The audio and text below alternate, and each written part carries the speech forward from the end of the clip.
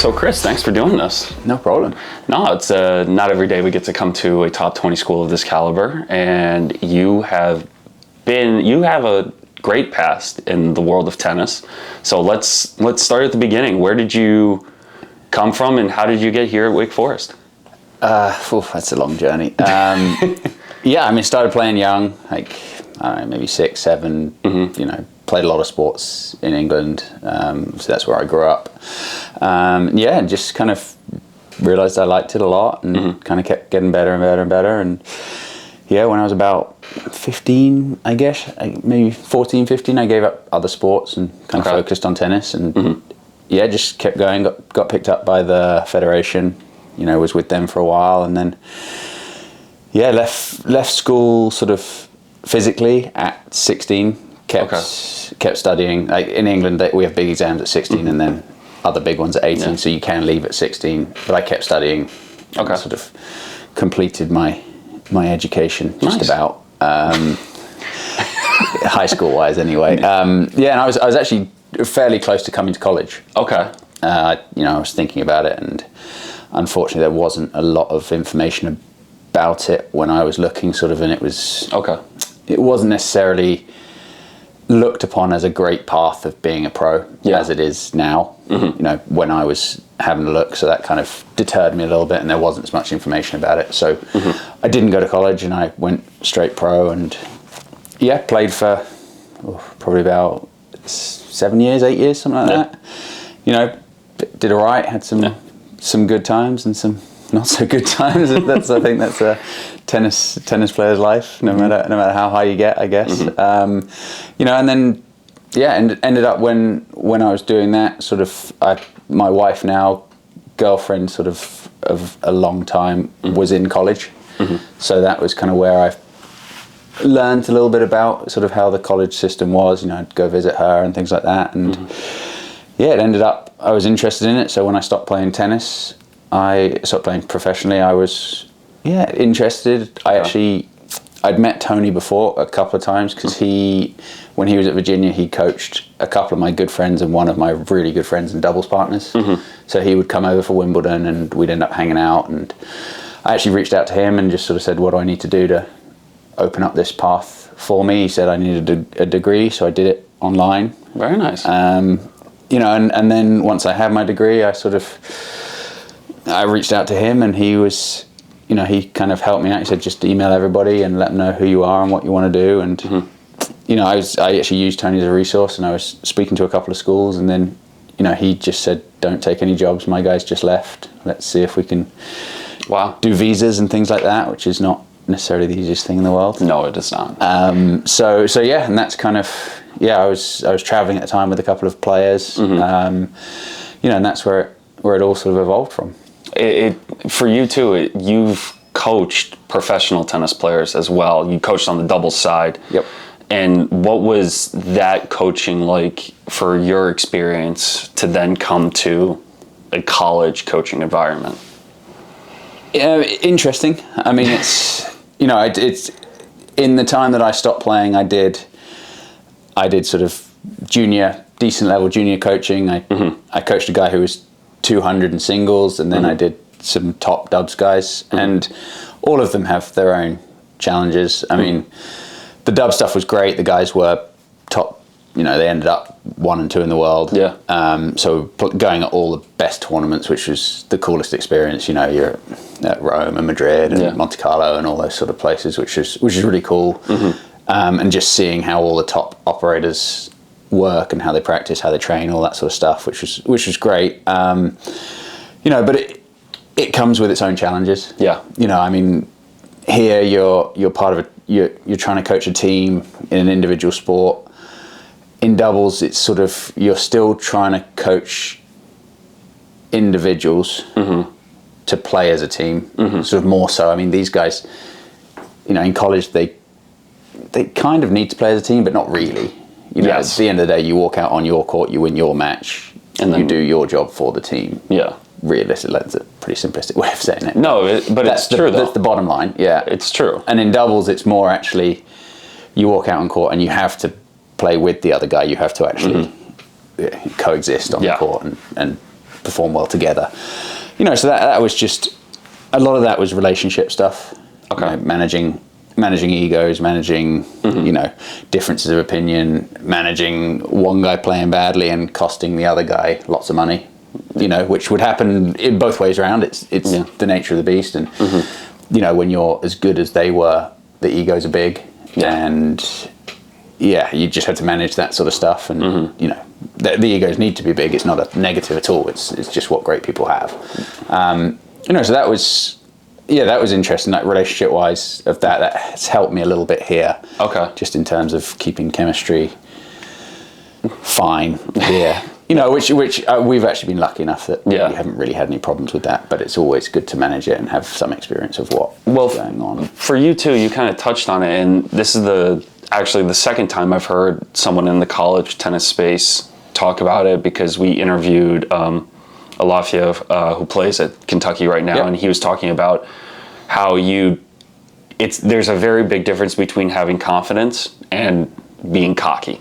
Yeah. And for college athletes, it gets construed in that way because people kind of put two and two together and say, because you're so confident, you are cocky. But in reality, it's more about believing in yourself rather than overblowing your ego. Yeah, and it's interesting. I mean, in college, you're, you know, obviously depending where you are, what school you're at, and where you're at on sort of a team, you can be a very, very big fish. You know, like obviously if you're in a monster football school, it's not going to be as much. But if you're in a school where you're the best team on campus and you're the best player on the best team on campus, you can have that ego. Yeah, you can be a really big deal, you know, and it's how do you deal with that, and kind of where does that sort of lead, I guess.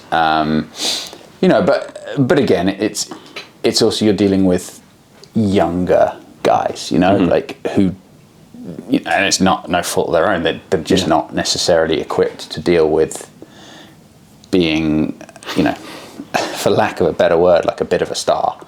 Yeah. You know, in some of these situations, you know, and there's, you know, these kids come in, they're 18, 17, 19, whatever, and suddenly there's media presence that they've never ever had before. You know, there's somebody tweeting about every match they play. There's outside interest. You know, we have a media staff that are always, you know, putting stuff on Instagram, putting stuff here, you know, and it sort of, it makes you feel like you're actually kind of the real deal. Yeah. Which is fantastic. It's an unbelievable opportunity for them.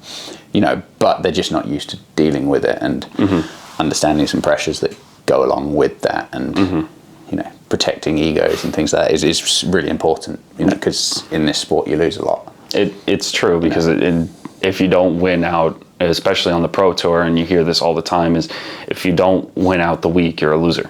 Yeah, and that's the hardest part. But in college, completely different. You could contribute in some way. Definitely. And you don't have to win your match, but you can still play really well, lose, and then your team wins. Yeah. So it kind of counters that feeling of, I'm not going to say depression, but the feeling of defeat. Yeah, for sure. And you know, in some of the tournaments that we play here, you know, the conference tournaments, the NCAAs, you know, it's very strange. You can lose your match and get to play the next day. Yeah. Which is not something in tennis you do not get to do. You know, realistically. So, yeah, it's just a different experience, and I think, you know, it's very valuable for these guys to kind of understand that and have some, you know, resilience in how that works. And it's a positive thing for sure, because a lot of the time, you know, having done it in tennis, you lose and you have a week to deal with it. Yeah, you know, which sucks. You can't get straight back on the horse, and you know, the way we structure things here and most other schools is you play, you know, Friday, Sunday, or Thursday, Saturday, so you have a day to recoup and maybe iron out some things that maybe cost you what you didn't like, and you know, you're ready to go again, and suddenly you can put that loss to bed quite quickly. And for you too, for going from a pro perspective to a college perspective, it seems like you bring a lot of value. I'm not saying other people don't, but in this scenario, you bring a lot of value from being a pro and having your background there to dealing with kids that haven't yet experienced what you have gone through. So what's one thing that you take away from your career that you try to bring to the guys on the team or to the college tennis atmosphere? I mean, we're in a situation here where I think most of our guys want to go and play after. Yeah. You know, so I'm in a situation to kind of help them understand what it's going to be like. The biggest thing, to be honest, the biggest thing I've seen from my experience, you know, personally, I was lucky enough to not have too many regrets. But the biggest thing that I see is a lot of my friends kind of, I wish I'd done this better. I wish I'd done this differently. I wish I'd... And the biggest one, honestly, is I wish I'd been more serious and professional about it. And I was pretty good at that, so I don't feel like, you know, obviously there are things I wish I'd done differently, and I wish I'd known, I wish I'd been wiser, but everybody does that, you know, in any walk of life. So yeah, it's more just drilling into them that the reality is they're going to be, you know, a 40-year-old, 50-year-old guy someday, and they're going to have to look at themselves in the mirror, talk about their tennis career, however good, you know, it was, and go, yeah, I'm happy with that, and I gave it everything, because the guys that can't do that eats away at them a little bit, and it's, you know, it's something that living with regret, if it's in your control, kind of sucks, you know. So that's the main thing, sort of from a playing point of view. And I think just honestly from a coaching point of view, I think it's, you just get experiences, you know, like the whole tennis is so much to do with experience in terms of like, yes, have you, you know, I feel like I can bring a lot from a playing and coaching background, just because I've been around, you know, as a player I was in matches I shouldn't have been in, you know. I got some wild cards to Wimbledon, got lucky and qualified one year, and was in situations I was not prepared for, you know, and some of these guys are in situations that they're not prepared for. You know, you get a freshman being a last match on or whatever in a huge rivalry match, they're not prepared for that, and it's not their fault, like they don't have any reason to be prepared for that, but you know, it's one of those things where I feel like I understand what they're going through, and I can just be like, hey, by the way, I know you're feeling horrible right now. Don't worry, it's normal, it's not bad. You know, so is he. We're all right, we'll figure this out. This is what you need to do, sort of thing. You know, and it's the same thing when we played, you know, the semis and finals of NCAAs. You know, I was lucky enough when I was coaching to be in finals of slams and, you know, things like that. And you just realise that the pros feel the same way, you know. It's all sort of... Yeah, you might go out there and feel horrific. But it's okay. You know, we'll have processes in place to deal with that. You know, you might go out there and feel $1 million, in which case, don't worry about it. Just go do your thing. But nobody really knows how they're going to react until they walk out on court, and, you know, suddenly it's like, oh crap, there are a lot of people here watching me, or, you know, I'm not that confident in something, or yes, brilliant, this is wonderful, or, you know, and then halfway through the match it can go completely bad down, or up or left or right, who knows, wind, sun, there's so much stuff that can go wrong, so you just have to be prepared for it all. And that's sort of one of the things that I think is quite useful with being in those situations. And you kind of touched on it again, and the idea of, not the idea, but with you coaching as well, and being placed into these situations, and we saw you coaching, because at the time of recording this, we saw you coach against Louisville with 4-1 win yesterday, which was amazing. Seeing you coach on court. So what do you personally think is the most beneficial way to coach guys on court for yourself and for them? Because I feel like it varies. Yeah, I mean, I'm a huge fan and believer of everything is individualized, you know, so I think, you know, I could be coaching two guys who need two different things, you know. Like one guy might need to be helped into concentrating more or whatever, and one guy might really want tactical stuff, and one guy just might want to be calmed down, one guy might want to be, you know, amped up a little bit, and it can be different day to day as well. One guy can be a little bit flat, so you need to get him going, whatever it is. But I think the things that I try to do a lot, and it's just sort of what I would probably like, is show no negative anything. You know, I think that's quite important because you want to obviously show support all the time. And don't get me wrong, I'm angry at some things, and you practice something all week, and no, we've seen it. We saw it yesterday a little bit, but that's okay. Yeah. I mean, umpire-based stuff is always that's the way it goes. But and you can get frustrated because you work hard with these guys and you invest as much as they do into it, and if they're still making poor decisions that you're telling them not to make, it is frustrating. But you can't snapping at a player or getting pissed at a player during a match isn't going to help the outcome, because the reality is you're there to, in the 2 hours, 90 minutes, whatever it is of a singles match, you're there to win the match, and then we can go and deal with whatever it is later. That's not a problem. But it's so that's sort of I try to be. I'm pretty calm anyway. As a person, so it's going to be my style. So I just try to be calm, supportive, and then just try to feel what each player needs in each situation, really. Was it hard for you to prioritize each individual when you had to not just coach 1 or 2 people from a pro's perspective, but now you're teaching 10, 11, 12 kids all at a variety of stages of their tennis career and age? It takes some getting used to. I think us as a program it's probably our biggest. I don't necessarily think we have sort of mantras or anything like that, but it's one of our biggest sort of identities as a program. Is we try to pride ourselves on being as individual as possible, because the reality is this is an individual sport, and we're here to help these guys achieve things in their professional careers, and that's almost like the first thing for us, because we actually as a program get more value from them being top 100 in the world than we do from them winning 5 more dual matches for us. To be honest, it's true though. The reality of it, and we try very, very hard as competitive people to not get lost in that, because it's very easy to go the other way and short-term fixes and glue over things and never look at the long road rather than just what can I fix right now. So so that was sort of something that when Tony and I sort of first spoke about it, something that he believes quite heavily in, and I do too.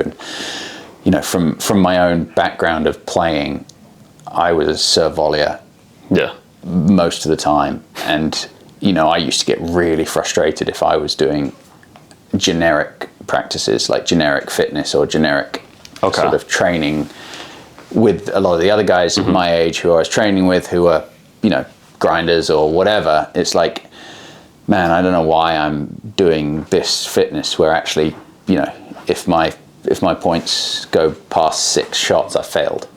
That's what I'm trying to get away from. So why are you trying to do cardio when? Yeah, exactly. Or why am I doing 1,000 ball rallies and things like that? There is value of that sometimes, obviously, but that wasn't your scenario and wasn't a part of your game plan. Yeah, so I wanted it to be more tailored towards me and specifically to me, and that's what I want to do with these guys, and that's just all it does is take time. It just means that I have to be on court more and spend more specific time with these guys, which is totally fine as long as they buy into it, which this do. So it's great.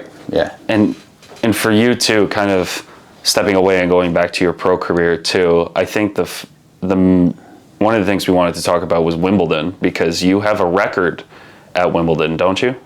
For one of the longest. I had a record that was broken at Wimbledon. You did. So I had.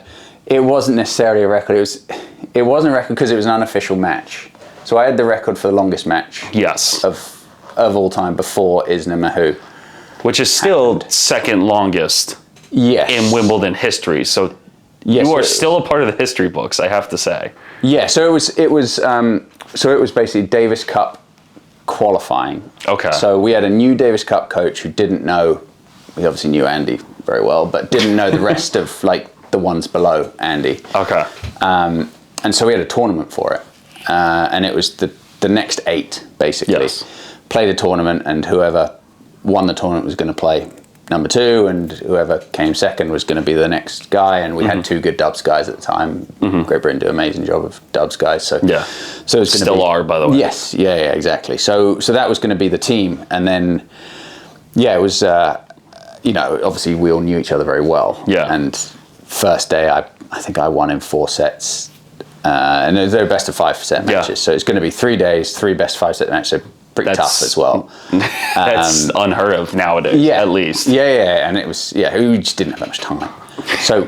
So yeah, we did that, and won the first 4 sets, actually played a guy I liked playing, because obviously all these guys have played loads of times, and some you match up with well, some you don't. And then the next day I played a really good friend of mine, actually, and won 21-19 in the 5th set. So it was open 5th, because that's what Davis Cup was. Yeah. 21-19 in the 5th, and 6 hours 40 minutes, like straight. So that's the thing that's like a little unheard of, is that it was straight, because all the Isnamahu, they started like 3rd match on. It gets dark, they come back, it gets dark. So how did you play 6 hours? What time did you start and what time did you finish, you think? We started at 10. Oh, so you played until the possible end of the day. No, so we did, it was 10 to 4:30. Yeah, it was probably the only real day of work I've ever done. Because I would have warmed up at 9, so I probably did like a 9 to 5 for the first time in my life. As a tennis player, that you literally spent almost 7 hours in the office. Yeah. That's... Haven't done it since, didn't like it much. Thank God. For you, how do you... I think the thing that comes to my mind too is when Andy Murray won Wimbledon the first time, he said after his match he blacked out. Like, he doesn't remember what happened. Or during the match when they asked him, how do you think you did? He's like, to be honest, I blacked out because I just was so in the zone. When you play for that long, how did you stay in that idea of how am I going to last, or how is this not over yet? I mean, it's a while ago. It was probably 2008, 2009. Yeah. When I was playing, I was pretty like efficient in terms of like energy use. Okay. Like I would never get like tired during a match through, because I had short points, Yeah. Your strategy. Hitting big serves, coming forwards. It wouldn't be like I'd never get a 20-shot, 30-shot rally that would like kill me, Usually I'm not good enough to hit the ball in that many times, so it's fine. We're learning so much about you. Yeah, exactly. But that was the way it worked. Yeah. Back then, so I don't remember feeling like physically tired. Really? Yeah, I mean it's just mentally. Like I've never had to concentrate for 6 straight hours. Yeah, I mean that's. But again, with the way I played, it ended up being a lot of like, hold serve, and then if he's 30 love on his serve, it's I'll mail it in, and kind of that game's done, focus on the next one, and wow, because like I said, conservative energy. You have to practice that sort of stuff. There's no way to practice concentrating for that long. So and I'm sure he was the same. Yeah, because he was holding serve, I was holding serve. I think I think there was one break in the 5th set. Yeah. So it was just it was what it was, and we were both sort of conserving in it, and it was a completely new experience for him too. Yeah. It wasn't like we were ready for that, but it just ended up being, I can't even remember. I can't remember how I broke. I can't remember if I broke and then held or broke and won. I can't remember that, and that's fine because it's just. Yeah, it just sort of all meshed. Became one thing. Yeah, it's just one giant blur at this point because of how long it was. Yeah, and then luckily enough, the other semi-final of this tournament was a 5-set match too, not like a super long one. Not your level. Yeah, so we didn't play the next day. We didn't bother playing that last match. Just me and the other guy were going to go to Davis Cup. Okay. And then Andy actually got sick, so both of us played. Oh, that's amazing. Well, we lost the tie because Andy got sick. But let me finish the sentence of saying that's a great experience for you. Getting to play Davis Cup for your country is still one of the greatest achievements. I feel like it's like a FIFA World Cup call up. 100%. Yeah. No, it was fantastic, and it was a really cool experience, and some really good guys on the team that I'd known forever. And you know, John Loeb was my captain, and he was awesome. I still speak to him every now and again. So it's just his really signature cool. on the shirt. Yeah, somewhere. Yeah. So it'll be the players, the support staff. It's really cool, and it's interesting actually because I learned a lot from that in terms of what I bring here for when we go and do tournaments and trips and stuff. So like what's the biggest thing that you think you took away from that?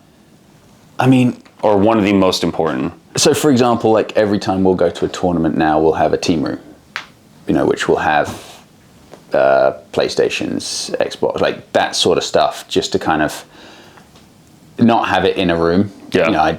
I want the guys to kind of just, if you want to go sleep, you go sleep. If you want to hang out and play video games or poker or whatever, you have a room to do that. It doesn't have to be everybody crowded in one room, and the guys just end up hanging out a little bit more, and you create a bit more of a bond there. And, little things like the physios, the massage guys, the stringers would all be in that room, so there's quite a lot of sort of banter going around with that. And that was nothing I would have ever thought about before. But then you realise that actually, you're in a contributed 6-7 day trip to ACCs or national indoors or NCAAs. It makes a big difference to kind of do that sort of stuff, and how meticulous everything was planned and all that sort of stuff. So that really learned a lot from that trip. That's amazing. And Chris, I can't thank you enough for doing this. I really do appreciate it, and hopefully we'll continue this successful weekend. Yes, sir. Thank you very much. I appreciate it. Thank you, Chris.